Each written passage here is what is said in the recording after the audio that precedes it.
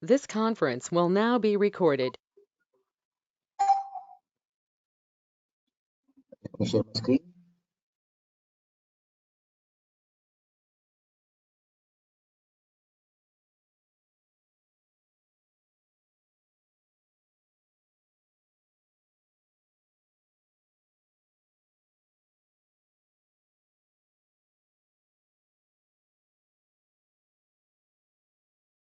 Should be able to see my screen now.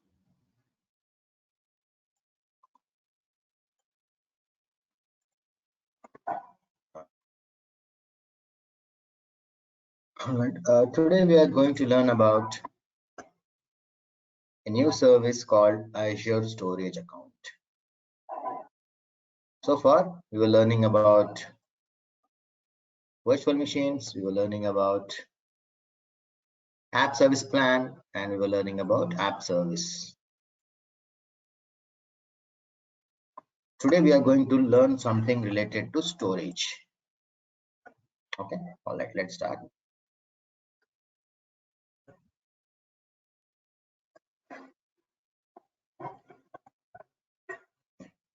Storage account is another managed service in Azure for storing any type of files.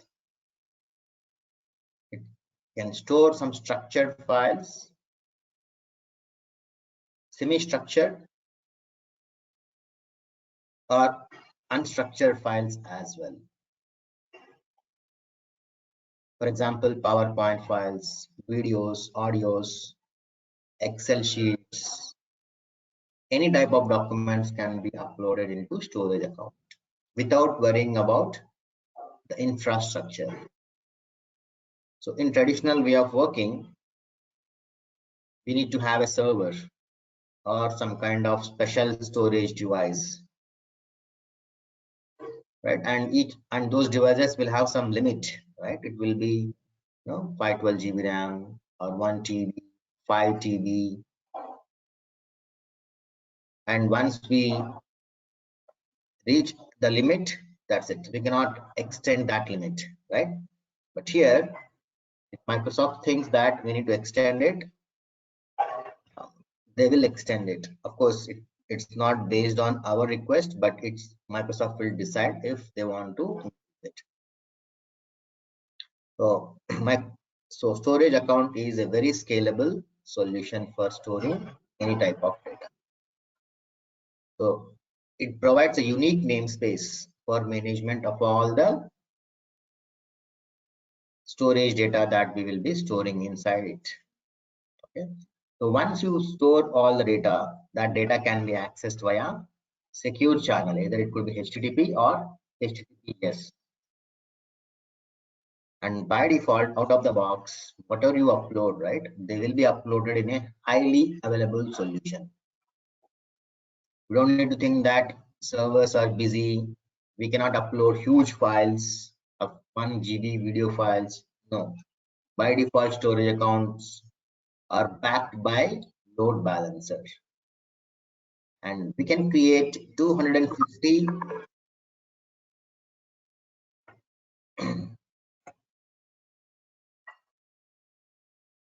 250 storage accounts per subscription per region. And each storage account capacity is 5 petabytes. I'm not talking about terabytes. I'm talking about 5 petabytes. One storage account capacity is 5 petabytes. It's massive. And whenever you create a storage account, it gets a unique URL. So remember, guys, for almost all PaaS services that we create, right, they get a public endpoint out of the box. For example, here, the storage account URL is storage account name dot core dot windows dot net. I'm sorry, it's not blob. The default one is core dot windows dot net. Sorry for that. So remember all this, right? Storage account name, whatever name you provide, that must be unique. And then core dot windows dot net is the unique URL that you will be getting when you create a storage account. All right, let's create a storage account now.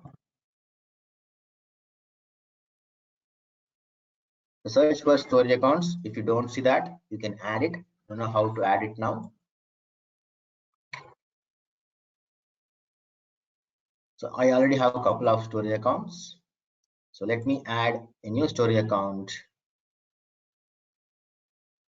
The experience is a little similar. So choose the subscription and resource group.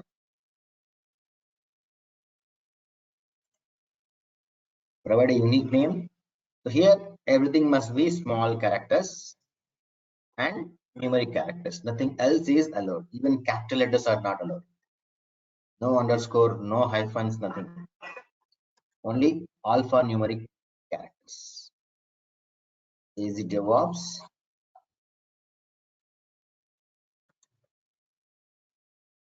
Dev environment, device, storage account 1. So if I add any capital letter in the middle, it can contain only lowercase and numbers. That's it. No underscore, no special characters are allowed. So there are two performance tiers, standard and premium. Standard is for regular usage, but premium is required when you want low latency. Generally, when you want to have some huge processing power, then you should use premium. But premium is expensive than standard, so most of the time standards will be sufficient. Okay. And redundancy, there are 4 types of redundancies. For now, I will choose LRS. We'll learn about redundancies separately. I have separate slides for that with diagrams. So we'll talk about this redundancy after some. That's it. Rest of all optional. I can go ahead and click on replace script.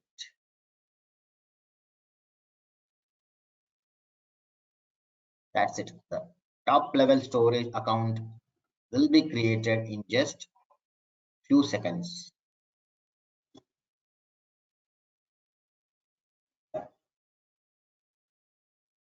Let's move on.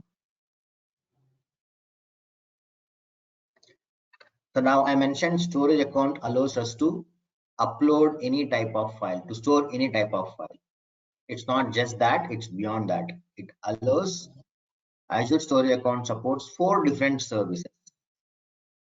The storage account acts as a centralized namespace for all these 4 different services. So you should remember these names. This is one of the most common interview question as well. What are various types of Azure storage accounts is what they use. When they use the word different type of storage accounts, they actually mean by services. So storage account has sub services: container service, queue service, file share, and table service. Container service was formerly called as blob service. So now blob, so still there. I will explain what is a blob, but the abbreviation for full form for blob is binary. B stands for binary, L stands for large, OB stands for object. Okay, so we'll talk about blobs in a moment. So container service is the one which I was talking so far, right? Storage account supports uploading any type of files. So that feature is actually provided by container service only. Rest of the services are meant for different features. We'll talk about them. They have separate slides. Okay. The first and most common one, important one is container service. The DevOps engineer will be working a lot with container service, and not just DevOps engineer. Everybody will be a lot of they will have a lot of work with container service. Okay, let's move on. Just give 1 second.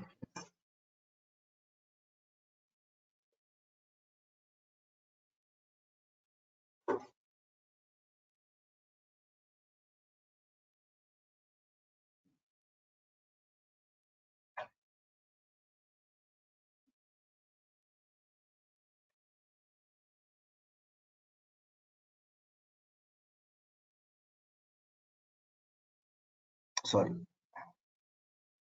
So what is container service?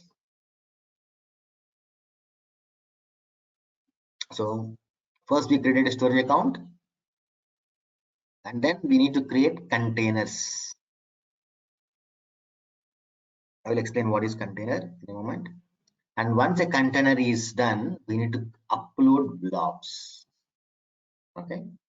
So we have already created a storage account. The next step that we need to do is create containers. The containers are nothing but root folders within storage account. You can create as many containers as you want, depending on the requirements. There is no limit. Right. So in this example, in this diagram, you see two containers. One for storing images, the other one is for storing videos.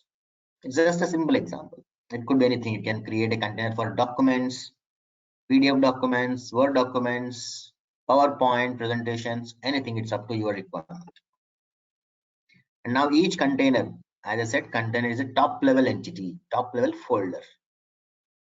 Each container contains files like this. So here files are called as blobs. The technical term in storage world for files is blobs. Images contain 2 blobs. Video contain 1 blob. This is a very basic example. When you are working in your projects, each container might contain thousands of blobs or millions of blobs. Now, container is a root folder. Can we have subfolders inside it? Absolutely yes. You can create folders like this. Each container can contain any number of folders. It's up to us. The folders are virtual folders. If they do not have any files inside it, they will not even exist. They will automatically get deleted. So these are very special folders. It doesn't have any significance. It's just a virtual folder. That's it.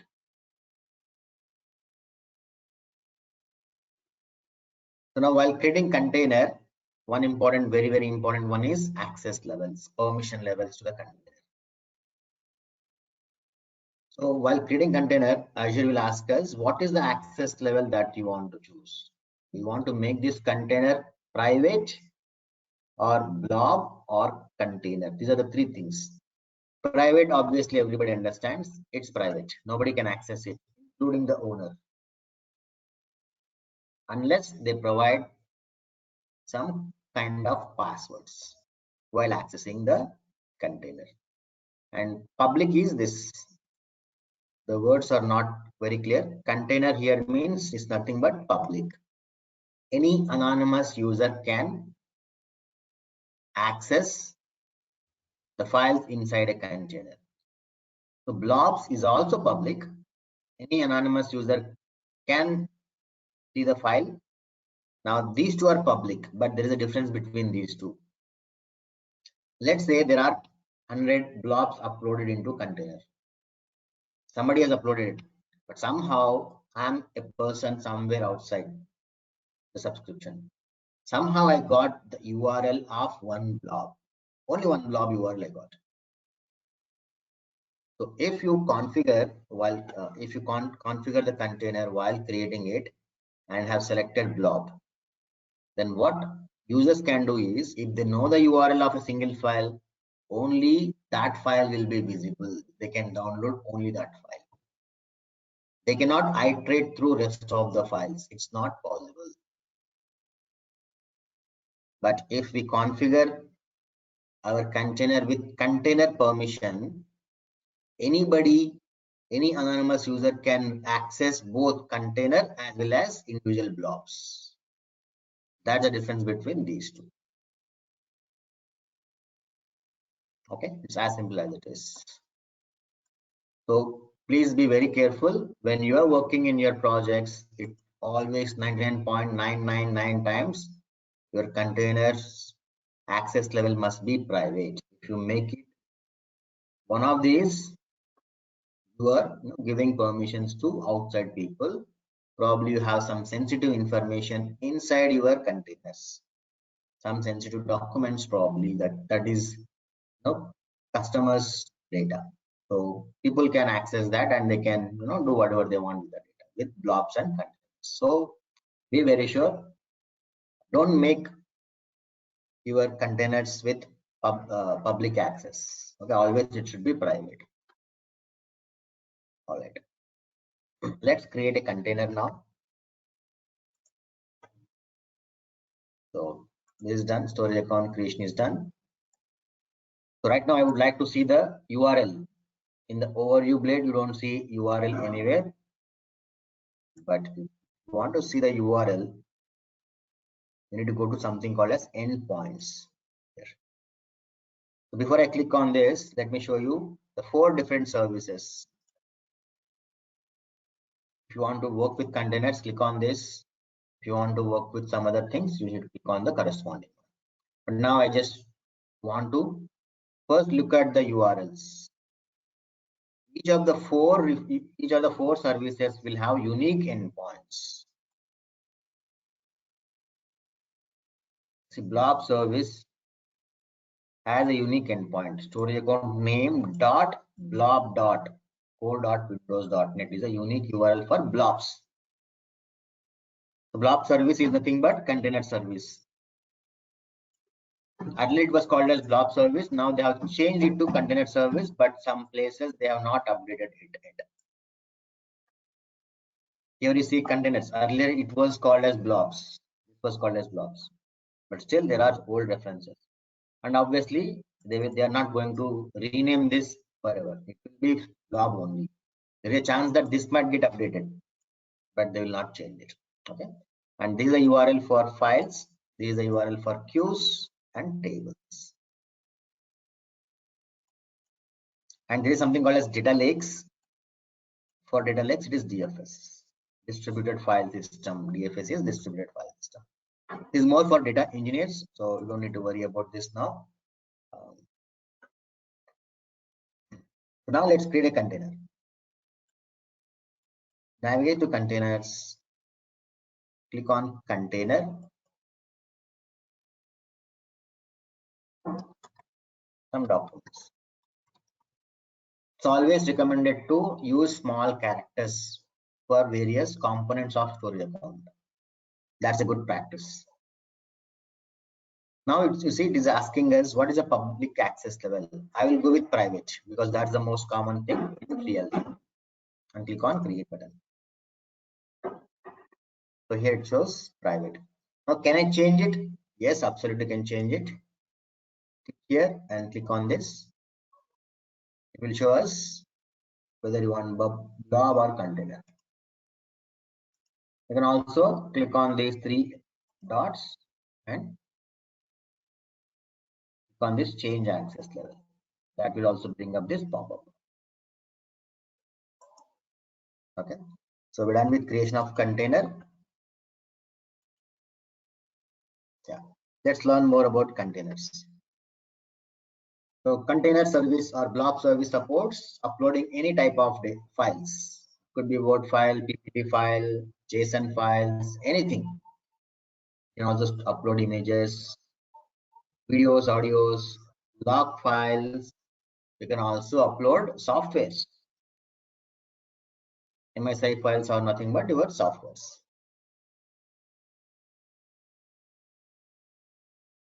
So the blobs contain 3 different types of, container supports 3 different type of blobs. Blob, append blob, and page blob.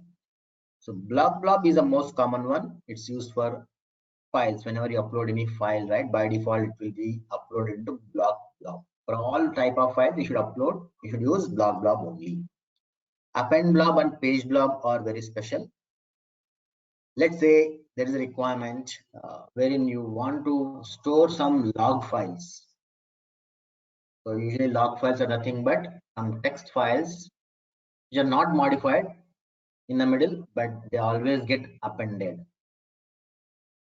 So in that case, you should use a special type of blob called append blob.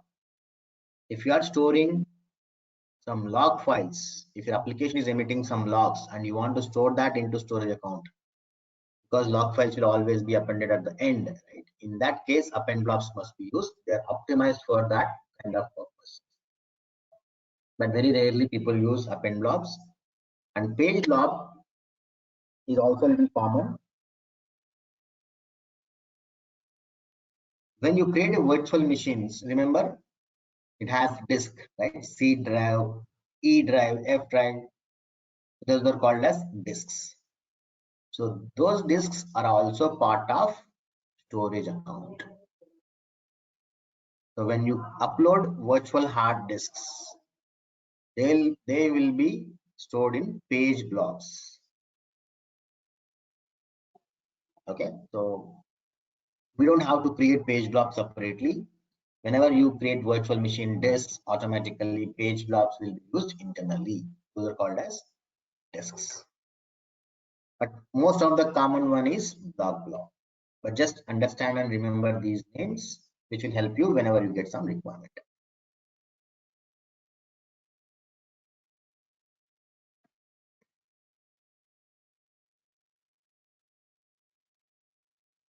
Yeah, let's upload some blobs.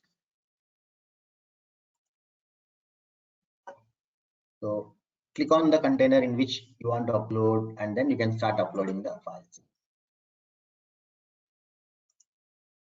Let's say I would like to upload some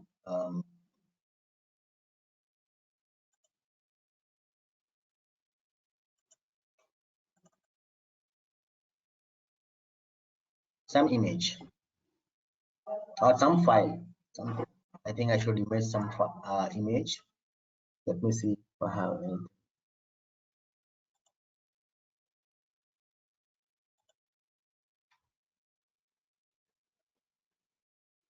Yeah, I think this is the text file. Yeah, some text file for review.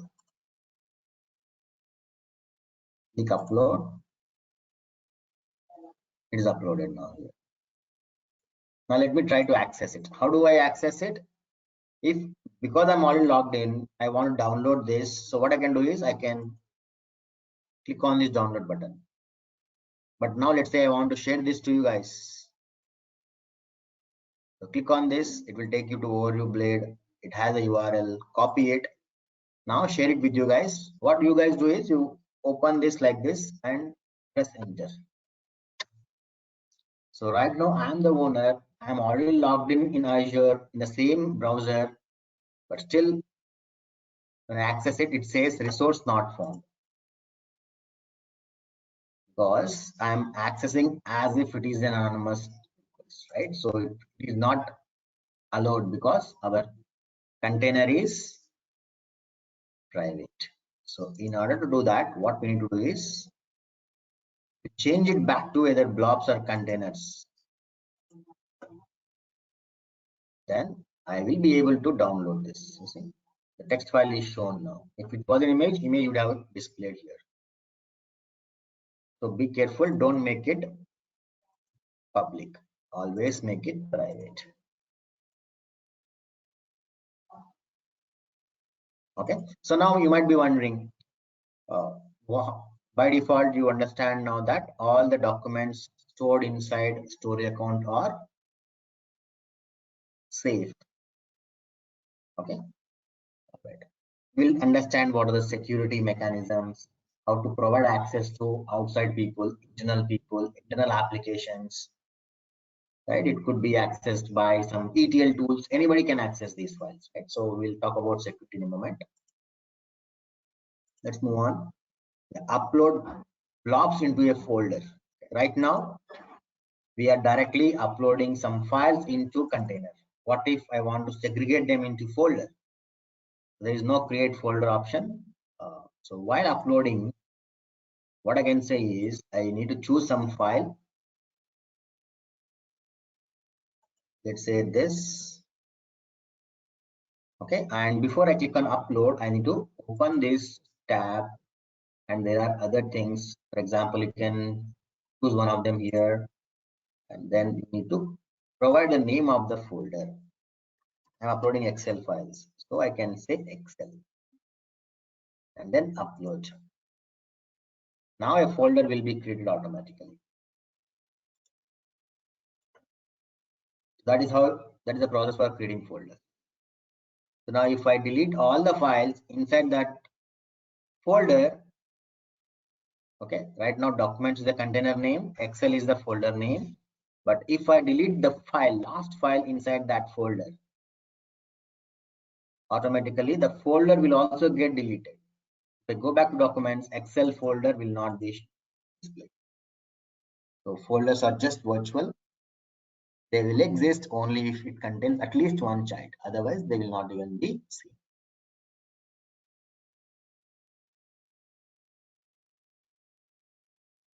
Now, we were not able to access anonymously.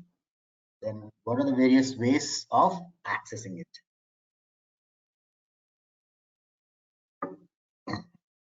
There are three different ways. In this slide, I'm talking about only two. For example, let's say we're all working in a same company, same organization. The best approach for me, if I'm the administrator, if I have to give you access, the best way is RBAC, role-based access control. If I would like to provide you entire access to the entire storage account, not entire access, but access to entire storage account, then what I should do is I should go to storage account, go to IAM, and then provide access like this. I think we already discussed this. So this is called as RBAC. Now I can decide what kind of permission I need to provide. This is the first type of access that people use to internal accesses. But what about applications? How can other applications can access storage account? That's the question that you will face in real time. Then how come you provide access to third-party people? Okay, let me explain a real-time scenario. So we were working for one of the customers. So we were software vendors. We were responsible only for development of software, some application, custom application, database, all that. Now they had a requirement for printing. So they had contract with third-party vendor who has expertise in printing. So now we were software vendors. We were generating a lot of barcodes. You all know, right? For any product, you see barcodes which contain some information. So our responsibility was only to generate soft copies of those barcodes, basically images. You are generating images. Now those images must be printed on cigarette packs. That was the requirement. So we used to generate millions of those images per quarter, not per month, but per quarter. And then we need to provide them access, provide the printing vendors access to those. So our tool used to generate millions of images and upload them into storage account. Remember, storage account has 5 petabytes of limit, right? So millions of images is not a big deal because those images were hardly in 10 KB, 15 KB, 100 KB, not beyond that. So now this option, right, role-based access control for people outside organization is not a good practice because we wanted to provide those guys access. We cannot bring them into our AD. So whenever I invoke anybody like this, that particular person's account will be created inside our Active Directory. Only internal people should reside inside Active Directory.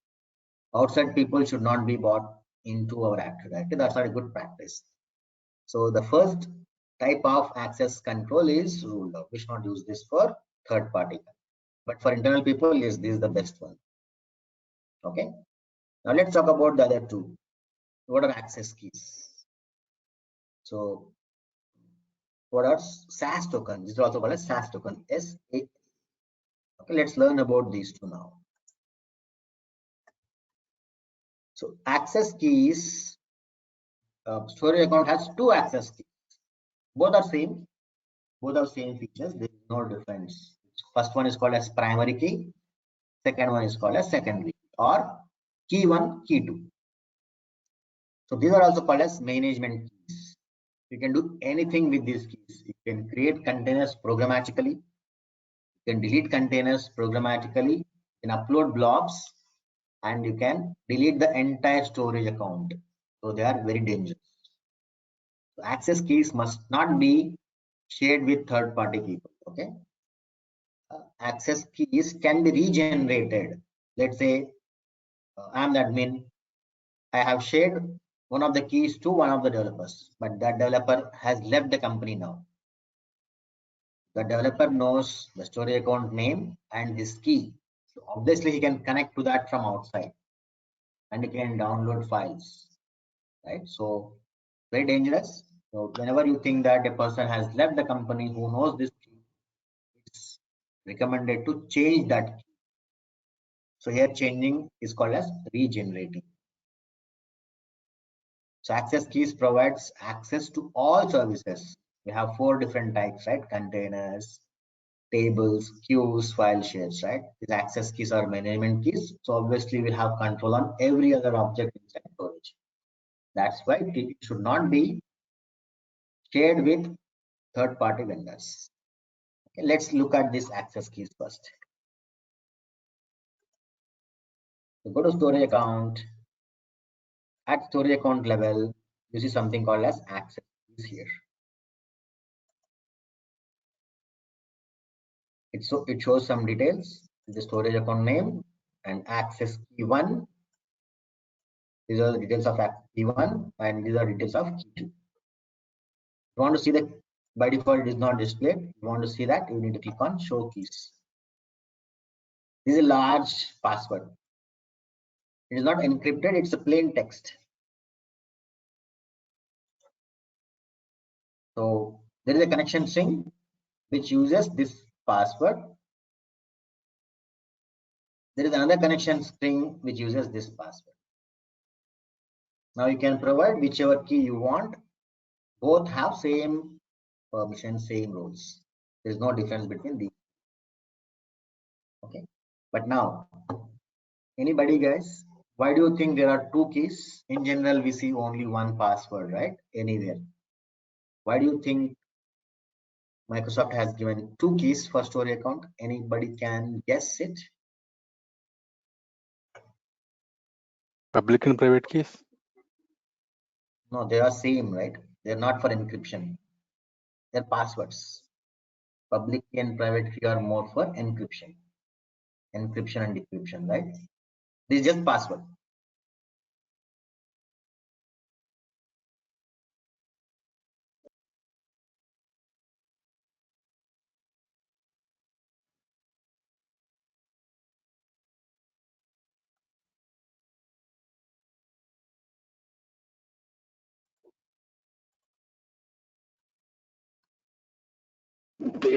That means if for instance um, we want to change one particular key so that the other key doesn't get affected.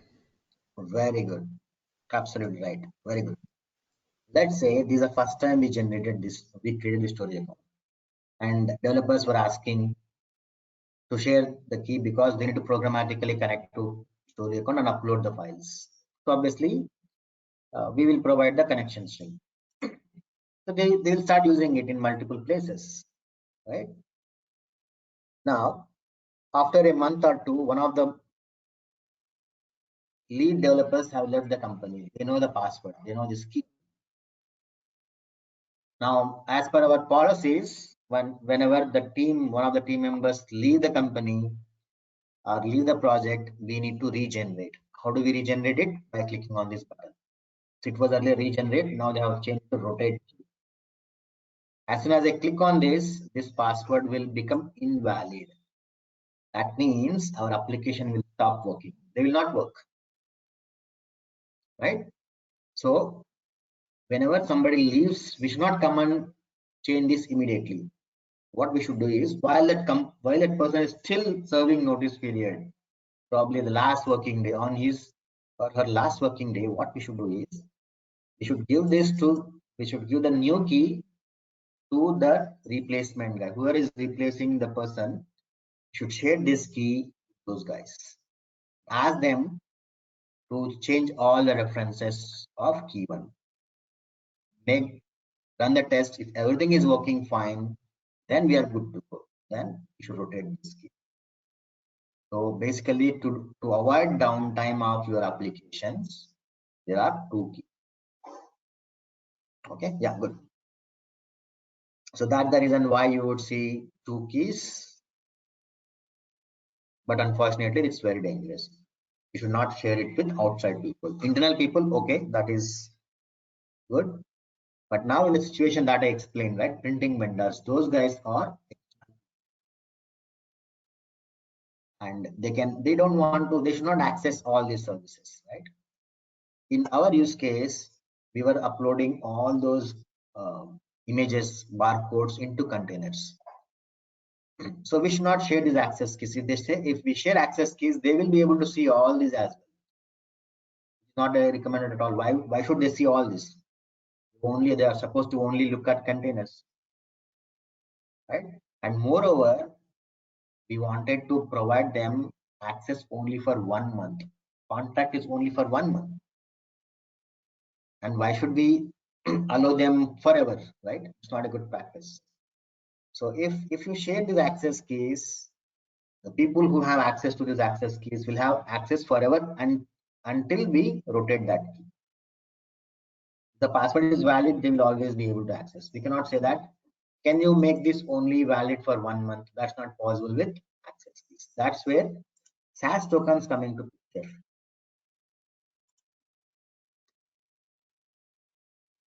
So SaaS tokens allow administrators to provide granular level of access to anybody. It could be application, it could be third-party people. And then we can configure that only allow container service, only allow queue service, allow queue service and container service only. All that is possible. You can also specify what are permissions, when to expire. I want to provide the third-party guys permission only for 1 month, 2 months, 3 months, 6 months, or 1 day only for few hours. All that is possible. And I can also provide permission only if the client is accessing from so and so IP addresses. Let's say we give access to our printing vendors for 1 month, but in the middle, the contract got expired. Okay, so we want to revoke that password. We want to ensure that they're not able to access anymore. So what we can do is, if you change access keys, then SaaS token will also become invalid. So basically, SaaS token depend on access keys internally. So while generating SaaS tokens, you can specify whether you want to generate it using key 1 or key 2. If you generate a SaaS token using key 1, what happens is whenever you change key 1, SaaS token will also become invalid. Okay, let's start using both. First, we will connect to storage account using access. Now from the browser, also you can do it, but it's not recommended approach. So how do you work with storage accounts? How do you connect to storage account, right? There is a tool called Azure Storage Explorer. It is a very simple tool. You need to download this and install it in your machines. It is available for Windows, Linux, and Mac as well. Just download it. Very straightforward. I think I have already installed it. Search for Explorer. Yeah, Microsoft Azure Storage Explorer. So this is a Windows-based standalone tool. Not just Windows-based, it can be used in any machine, any type of OS. It's a standalone tool from Microsoft because browser cannot be used for all the requirements, right? For example, let's say there are millions of files that application generates inside containers. You cannot view all the millions of files here. In fact, this view only shows 30 plus files. Every time you need to click on more, load more, load more. So browsers are not always recommended for uploading huge big files, right? You might have 1 GB file in your machine. You want to upload that into storage account, then you should not come here and upload it. It's not a good practice. Small files, yes, but large files which are in GBs You should not use browsers because browsers will get hung. That's where this console application or standalone applications comes very handy.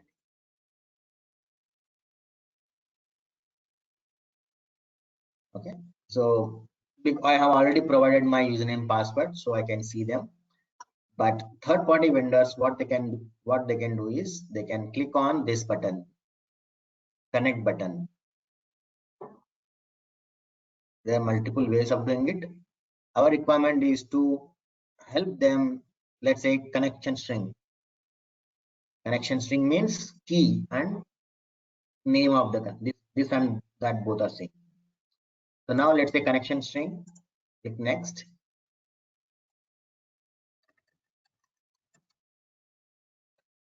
So now it asks us the connection string. So let me provide the connection string by going to storage account, access keys, show keys, and I will use the connection string of key one.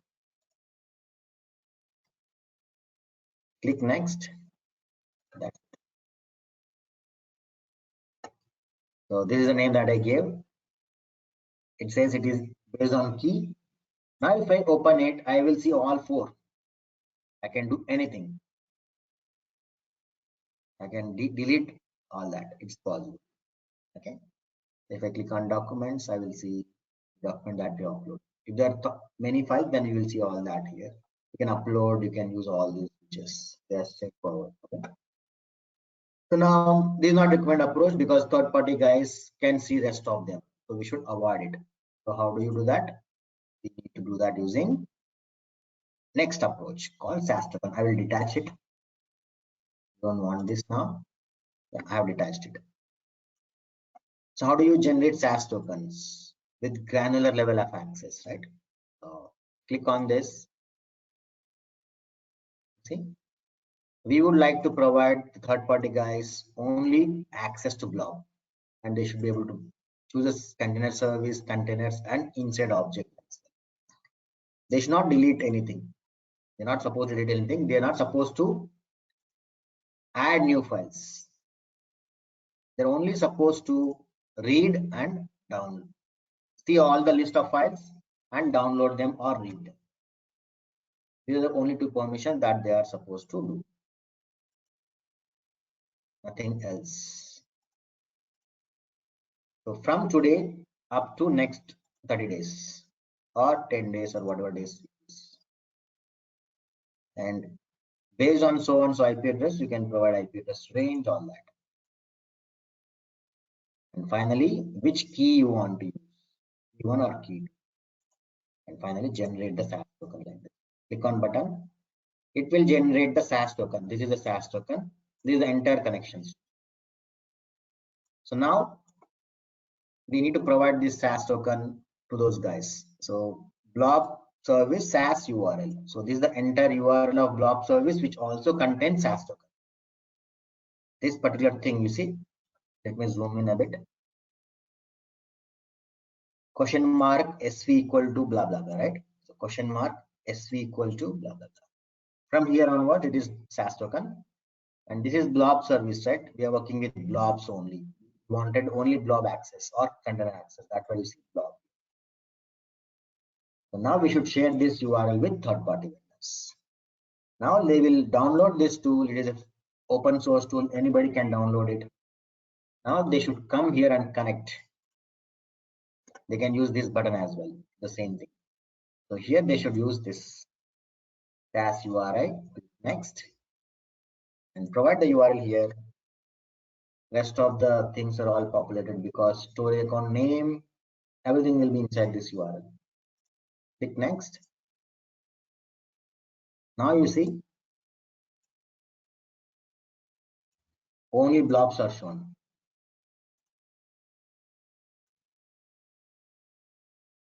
Now let me try deleting this. We will not give delete permission. Let's see what happens.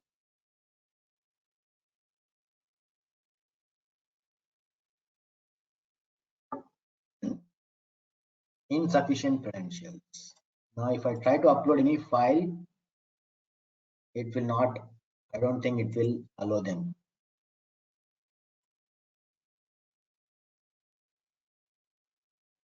some file, the insufficient credentials. They can only download the files. Yeah, download is possible.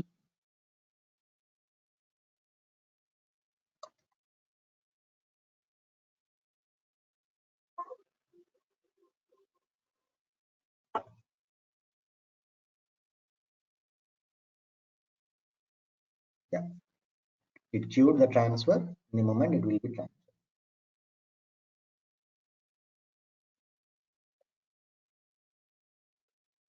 So download is possible. I think download also failed. I think because it's a separate, a special folder, a temporary folder. So let me put it in some other place. Desktop. Let me try.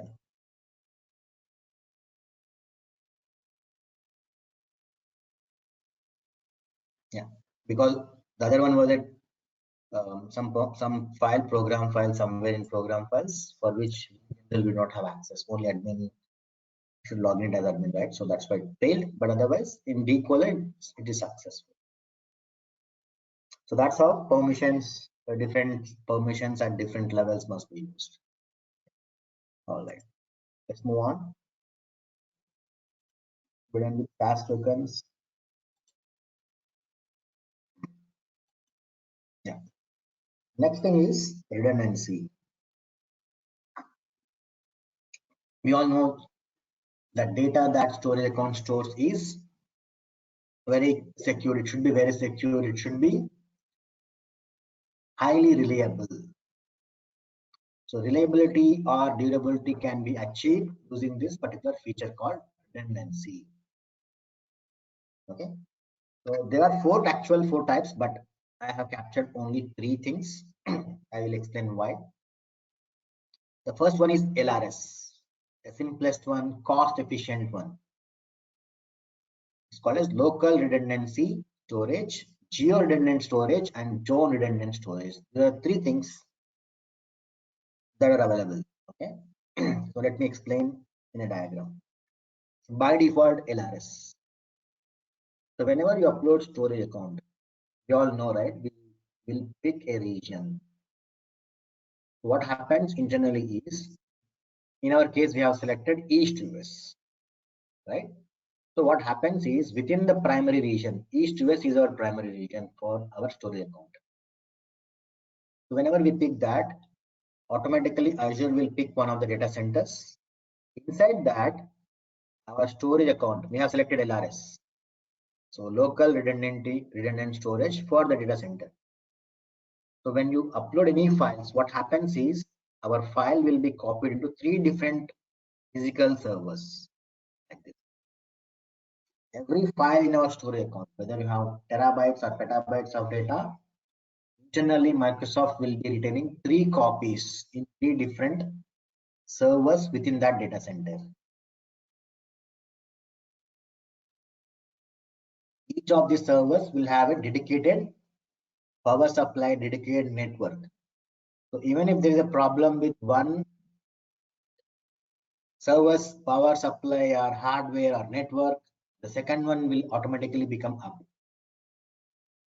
These are all internal things. We will not even know all this. We don't have to worry about any infrastructure related thing, any failure thing. No. So LRS works like this. It maintains three copies out of the box. You cannot say that no, I don't want three copies, I want only one copy. That is not customizable. And when the first copy is having some issues, second copy will be automatically up and it will be immediately available to us. All the detection will be done by Microsoft guys automatically without we knowing anything about this. That's called as LRS. If you only want to store data in one primary region and that too your concern is cost, then you should go to LRS. LRS supports recovery from individual server failures only. What if entire data center goes down? Your storage account is also down, and so your application will also go down probably. So your customer says, no, I don't want our application go down or users losing access to the files, even if entire data center goes down. I don't want that feature. Let's make our application reliable. That might be a customer requirement in some scenarios. They're not worried about cost. They're worried about availability of the storage account. In that case, you should go next. This one is ZRS. You are still in primary region. You still have 3 copies, but this time the copies are spread across multiple data centers in different zones. In this diagram, you see 3 zones, but it could be 2 zones also. But we will still have 3 copies. Probably one account in one storage account in one zone, probably 2 storage account, 2 copies in other zone. But in this diagram, there are 3 zones, so each zone has a separate copy. So this particular ZRS is a special one. People do not, most of the people do not use it, but there is a chance if you want to limit the cost, but you want to recover across data center failures, then you should use ZRS. There is a reason why many people do not use it. I'll explain that in a moment. So now, when you use ZRS, you'll still be in the same region, east to west in our case, but copies will be spread across 3 different data centers. So that means ZRS must be used if you want to recover with data center failures. Now, what if entire region goes down? That's also possible, but it's very, very rare. There might be a software bug. It's not a problem with power supply or networking, but entire Azure software is buggy now. There's a problem, connectivity problem, or somebody hacked it. In that case, our applications will go down.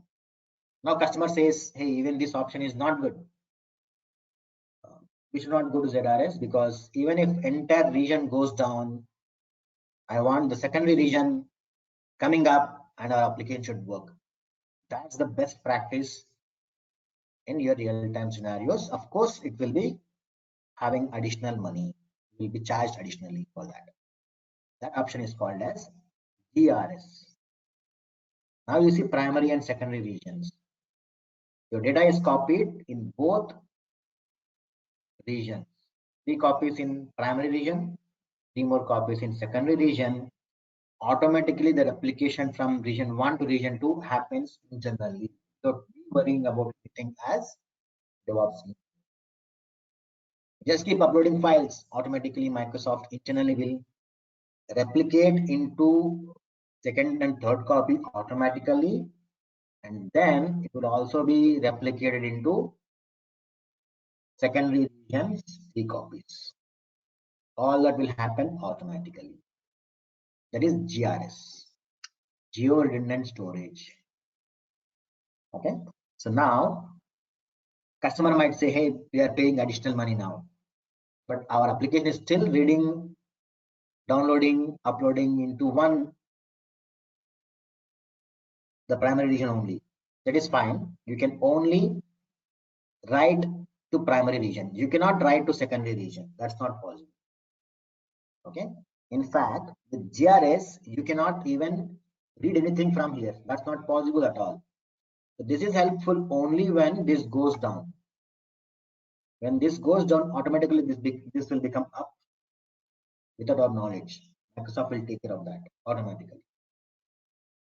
But customer says, hey, we are paying 2x cost, but we are only leveraging the first region. Can we at least read files?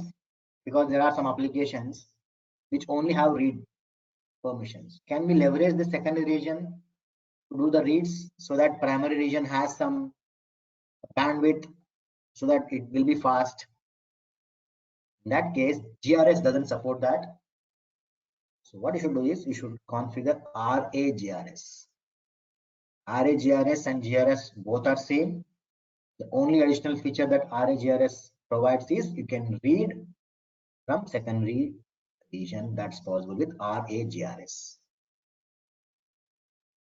Okay. Now let me go back. I was talking that ZRS is not frequently used because there is a reason, valid reason. It is not completely flexible. So what does it mean? Let me take a step back. Let's assume the very first time we are using cloud, we were not aware of what is LRS, GRS, blah blah. Assume that Azure will not go down at all. Okay, we use LRS. Now there were some issues, there was a downtime. So later we came to know that okay, LRS has some issues. So it doesn't support data center failures. Data center is failed, then obviously our applications are going down. So we should use something else. So first time when you create with LRS, no, you cannot change it to ZRS. It's not possible. From LRS, you cannot make it to ZRS. And the other way around is also not possible. From ZRS, let's say you created for the first time you used ZRS. Changing from ZRS to something else is not possible. So ZRS doesn't have flexibility. That's why many people do not use ZRS. But let's say you have created using LRS first. Now you want additional features. Now you want to move to GRS. That's absolutely possible. So changing your pricing tier, changing your redundancy option from LRS to GRS is absolutely allowed. Okay, all it. So when we created our application, our storage account, what did we use? We used LRS. Let me show you that quickly. The overview blade. So right now our application is only running somewhere in East US region, and the application type is LRS. I don't see any change button here. Okay, so now I want to use secondary region as well. So I need to change it to GRS. So I need to go to a section called configuration.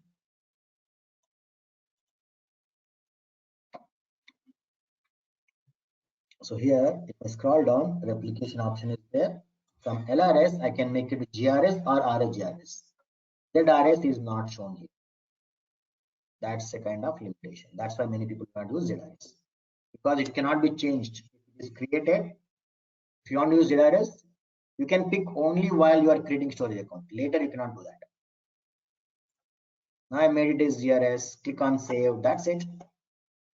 Now we have 6 copies from now onwards. 3 in primary region, 3 in secondary region. Replication would have kicked off automatically inside Azure. We will not see all that here. Now you see, primary region is East US, secondary region is West US. We cannot pick secondary region. It automatically decided by Microsoft. And now you can say GRS. There is a concept called paired regions. Okay, primary is available, second is also available. If primary goes down, that means East US goes down for some reason, West US will become up automatically. All our programs will be running normally. You don't have to make any connections, change, nothing. Everything will work normally. Seamless migration. Now your customer says, hey, no, GRS is little complicated. Azure did not go down last few years. So why are we paying unnecessarily? Can you go back to LRS? That's absolutely possible. Go back to configuration and change it back to LRS. Okay, that's about redundancy storages. Any questions, guys? Any questions on storages? Yeah, Praveen, this GRS from primary to secondary, it's like a synchronization Replication, yeah. replication. So that means if we try to include any of the files in the primary one, it shows in it goes into secondary as well at the same time. Yes. And if we want to, if there is some file which is deleted from the primary region, so same time it gets deleted at the secondary as well. Yes. Correct. Okay. Sure. So let me share the quiz, guys. And before I forget, I am going to change the link from tomorrow because I see many new people and they are not responding messages. Okay. So the link will be changed, guys. So please contact your point of contact for the new link. Okay. I'm not going to use this link from tomorrow. I am changing it. So let me also type that in the chat window in case if somebody is not here.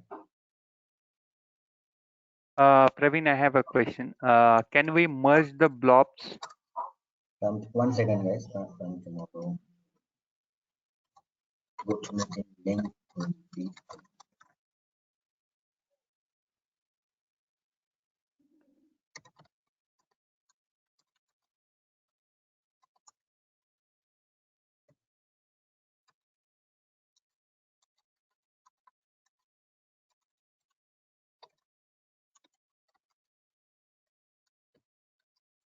Yeah, please go ahead. Can we do what? Merge. Can we merge the blobs? Merge means, for example, there are two files. Okay. Yeah. So what do you mean by merge? No. If the two blobs are there, can we merge the two blobs? Merging means what? For example, let's say I'm here, right? Yeah, these are two files. Can you tell me what do you mean by merge? Right click and merge, combine them into one. No, if the same data types or the same data was there in the two blobs. That's not possible even in Windows, right? No. No. Combining them, right? So let's say text, two text one dot txt file, text2 dot txt file. So you want to merge into a single file. No, that's not possible. You have to do it manually and upload it. That's not And possible what? in Windows, right? Okay. And what is the capacity of one blob? Means if I have create the one blob, how much data or what is the capacity of one There is no single such blob? limit. It could be anything. You might have a 5 petabyte file into one file. You can have that big. So good question, right? So let me show you one documentation. I'll show subscription limits and quotas. There is a huge documentation for these limits. Okay, now we are talking about storage account only, right? So let me search for STORAGE. This is very huge. You see the scroll bar on the right hand side is very small. Not this. There are so many things. Okay, so now we need to go to storage account. I think I should directly go here. Yeah, storage limits. So now your question is about blob storage, right? What is the limit? There is no limit at all. Okay, but I'll tell you. I'm going to blob. Okay, so maximum size of single blob container, the same as storage account capacity. So storage account capacity is 5 petabytes, and obviously container capacity is also 5 petabytes. And now the question is on single blob, right? Maximum size of a blob is this, 190 terabytes. If it is normal blob. If it is append blob, 195 GB, but if it is page blob, it's 8 terabytes. Okay, so this is a place where you can see all those limitations. Yeah. So, Praveen, this is Vijay. I have a question. Actually, there are two questions. First thing, normally we write TB, right? TIB. What is that I actually? GIB. You can think that as TB, terabytes, but there is slight difference because Azure will use some size of that for storing metadata. Okay. Okay, you can think that as terabytes. Okay. It's little less than that. Yeah, please go ahead. The next question. The next question is regarding the permission. Can you go to the Azure storage where we have read, write, permission? I saw one permission. Actually, I isolated something. I didn't understand what that means. Any documentation you can recommend it? Which So one? just While creating SAS token or access keys? no storage permission, right? The when we you show access to Are somewhere I that? read permissions there, right? I think I am under I am. Mm-hmm.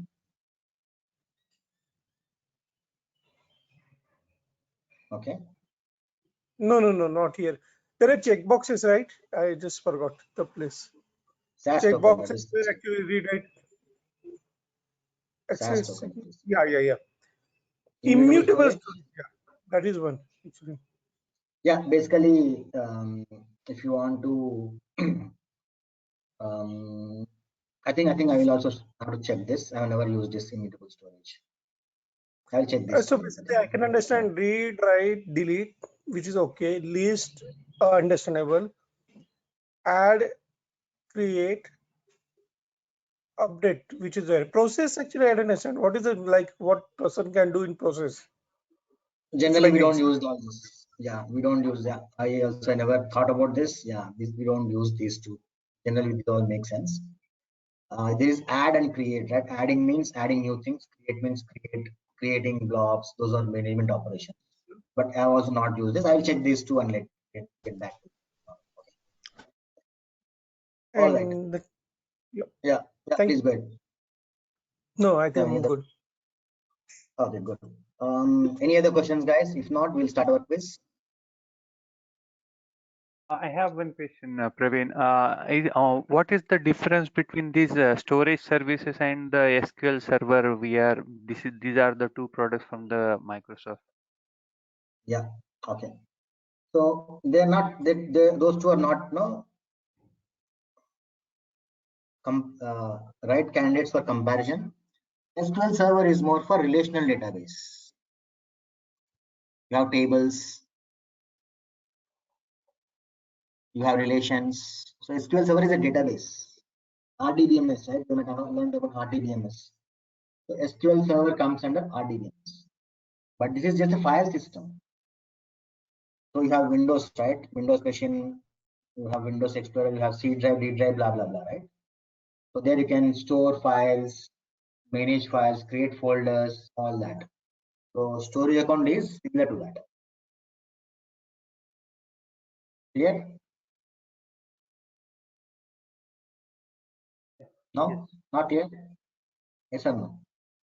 Yeah. Yeah. So we will talk about database as well.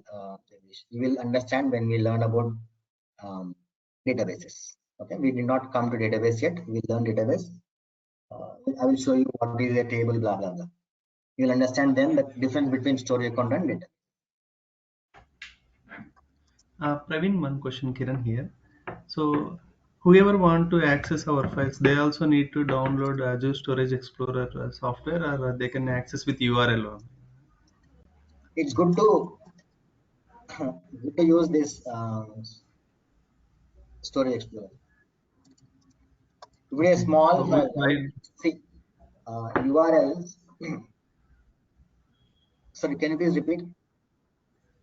we are giving access to someone. We should recommend them to download Azure Storage Explorer, or we can ask them to use this URL itself. Okay. See, if it is single URL, for example, assignments, right? I gave you some assignments. So assignments are also part of storage account. It's just single file, so I can give you URLs. If there are 50 files, 100 files, 1000 files, million files, obviously I cannot share all the URLs with you, right? So what I give you is I give you access, SAS token access to you guys.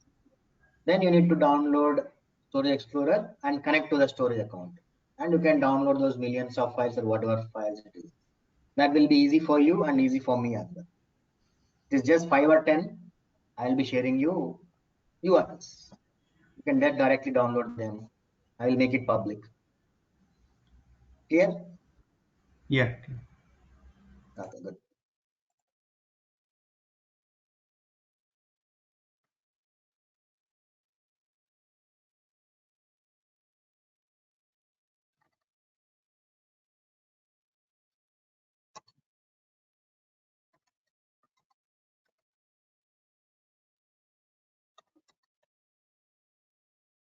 All right, let me share you the quiz link.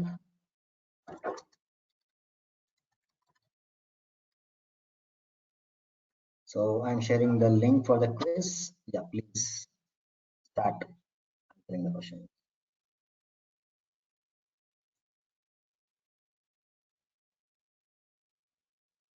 It is asking for the login actually. Is it? Is it? Okay. Wait, guys, wait. Okay. Sometimes I miss changing it.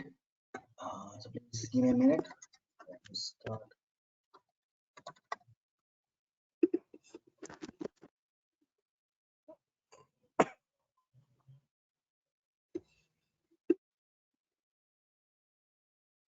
I need to log in to make that change. Just give me one more minute, guys.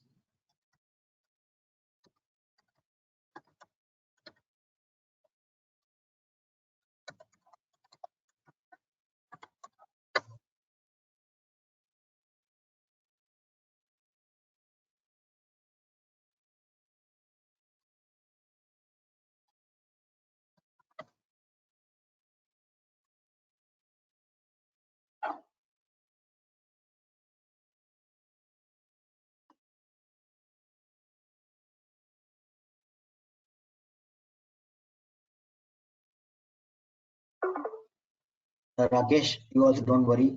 I'm your point of contact. So don't worry about that. To count.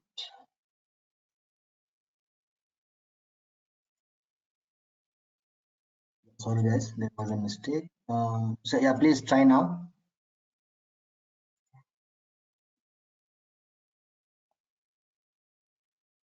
It should work. Can you please confirm? Yeah, it worked. Mahesh, you're, I don't know, I think Ravan Sen, right? Mahesh, you are from Ravan Sen.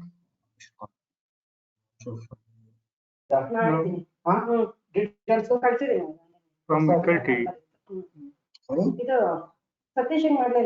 I registered this course from faculty. Yeah, how would be your, how will be your one? Check with them. Faculty people only. Yes, yes, correct.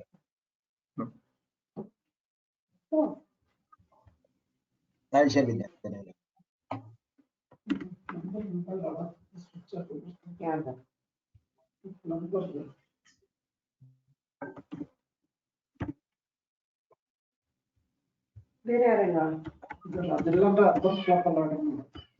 You can go on your please, Mahesh.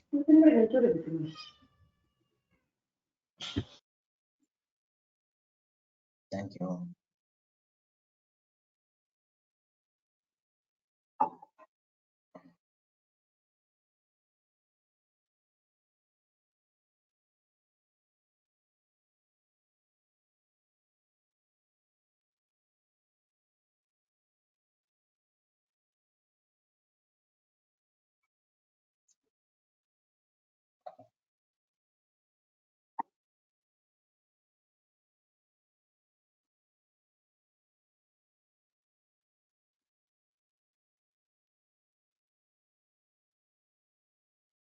I can see one response. Good.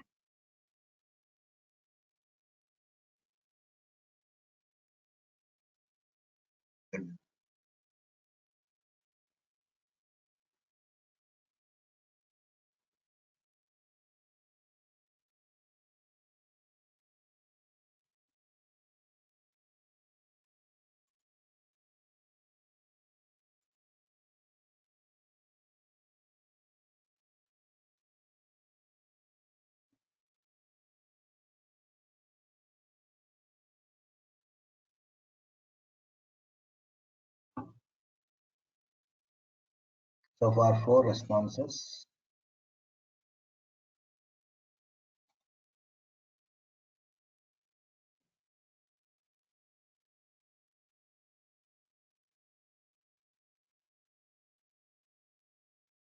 Responses, good. Praveen, once let me know once it is done, so I can ask one question. I'm got confused with one question actually.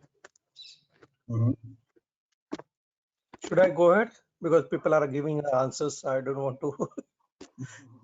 Yeah, just don't specify the number. You go ahead with your question. Yes, Yeah, read so the there is question. in the Yeah. question in the, how many storage accounts can be created in one subscription. So that's why like it's like I mixed up the concept. That's what I felt. So Just do one thing. See, guys. Okay, good. So let's say you got this question after this course. Your client is asking this. What will you do? How many storage accounts can be created in one subscription? That's the same question that people would ask you, right? So I showed you already this link, right? Can you do it with Google and say Azure subscription limits and quotas? Jay, can you do it? Go to Google and search for this Azure subscriptions limit and quotas. Do this, please.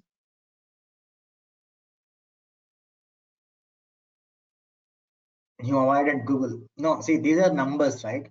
It's very hard to remember all these numbers. So there are thousands of such numbers. So this will give you that. So the answer for that is 250 storage accounts per subscription per region. Now tell me what is the confusion? Vijay, what is the confusion here? It's just number, right? no, I mix with the kind of I gave the answer one and later I realized there's something wrong. 250 is like normally one storage you create just under one umbrella, right? So I I was just going in that mind. Okay.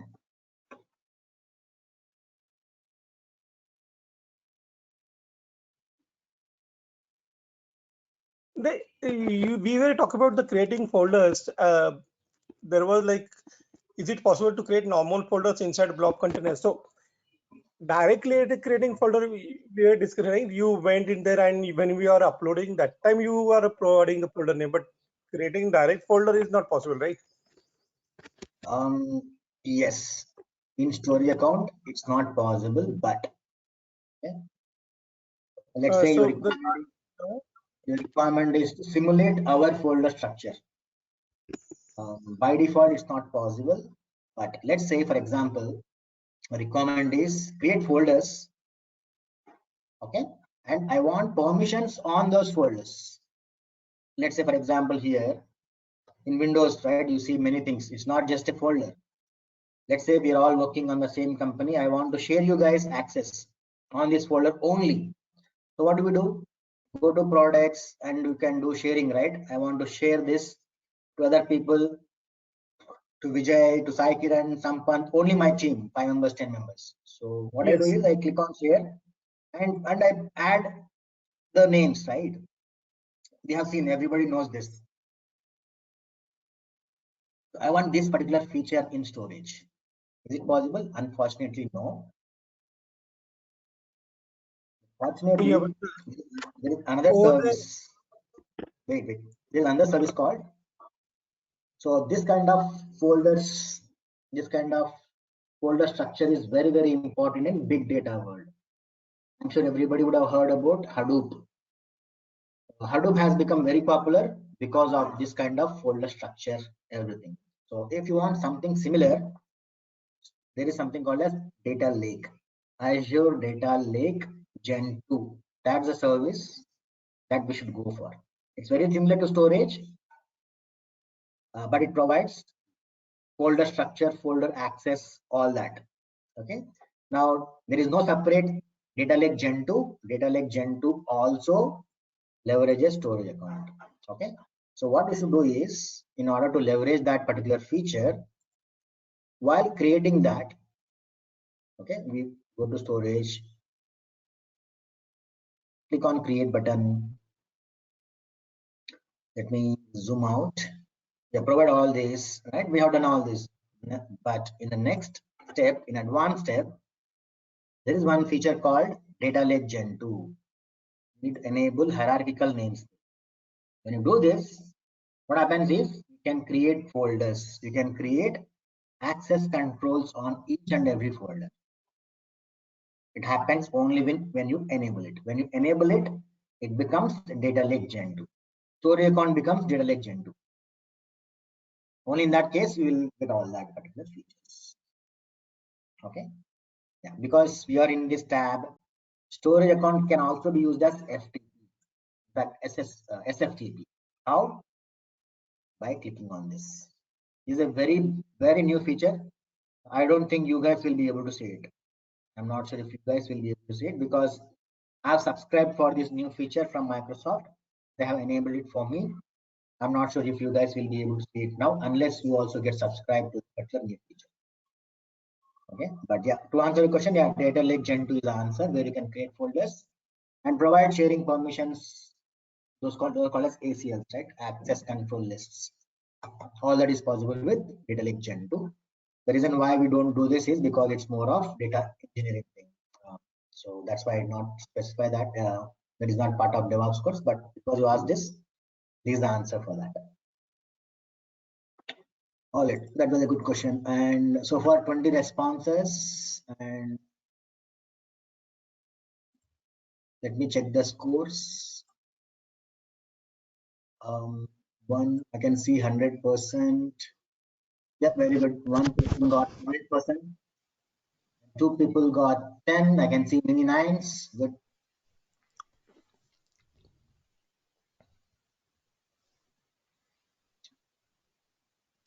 Yeah, anything else, guys? If we not have anything else, we'll stop it here. Thank you. Thank you. Bye-bye. So you will share the link on WhatsApp, right? Our WhatsApp group. Yes, correct. All right, thank you, guys. Have a good day. Bye-bye. Bye. Bye-bye. Thanks, Praveen. Bye-bye. Thank you.